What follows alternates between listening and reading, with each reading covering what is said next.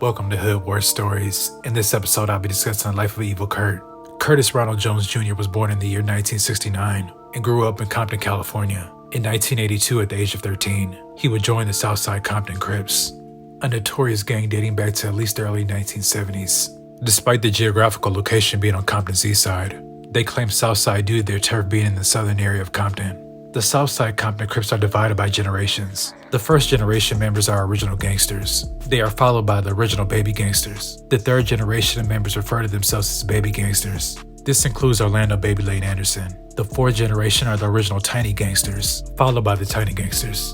The most recent two generations are the original tiny soldiers and the tiny soldiers.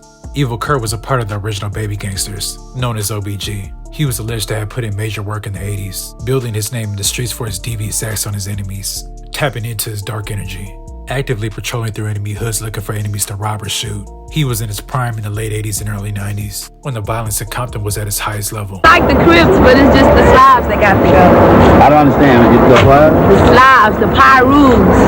What's the Pyrus? That's the other ones, the ones that we killing. His preferred weapon of choice was a .45 when it was time to bust a mission and execute a drive-by shooting. But he also would get busy with an AK. His clique was full of killers, and you couldn't be a part of that clique unless you had a body on you. Allegedly, they would dump rival bodies in the Compton Creek. Curt would bust solo missions, whatever it took to get the job done. As far as making money, aside from pushing drugs in the 80s, Curt would enjoy robbing drug dealers for their keys as well, and doubling up his profit. Evil Curt would invent a gang call that would only be used among members within his clique. It would sound like, although Evil Curt was violent in nature when it came to the opposition, he was totally against infighting within his own gang, and publicly spoke out about it on several occasions. During the mid-90s, there was an internal war happening within the Southside Crips between the Glencoe and Burris clique.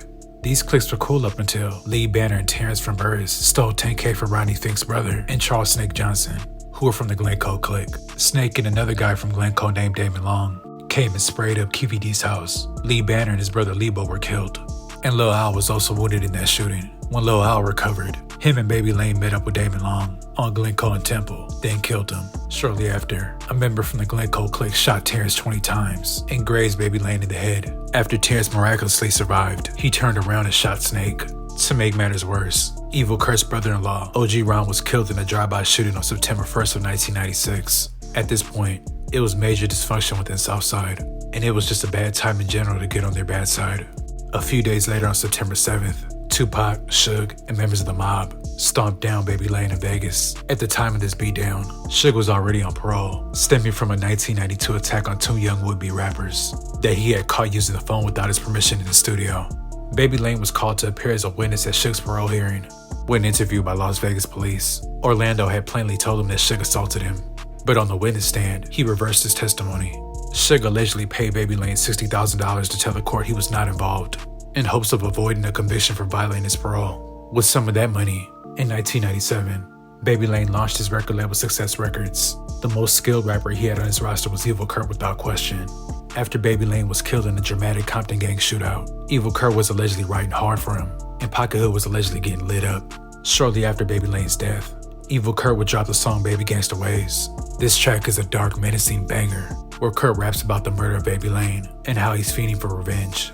He also threw a slick diss at Tupac in his lyrics, drinking Hennessy out the bottle, fuck Alizé. Tupac was known for rapping about Alizé in many of his songs. Fast forward to June 23rd, 2000. Curt had left the Jack in the Box and was at the red light on Rosecrans in Santa Fe. A young black kid then emerges with a gun and fires a single shot. The bullet struck Curt right in the face, and he died on the spot. The 12-year-old shooter was from the Santana Block Compton Crips. Curtis's death would escalate the beef between Southside and Santana Block, and since then it was full-on war between the two.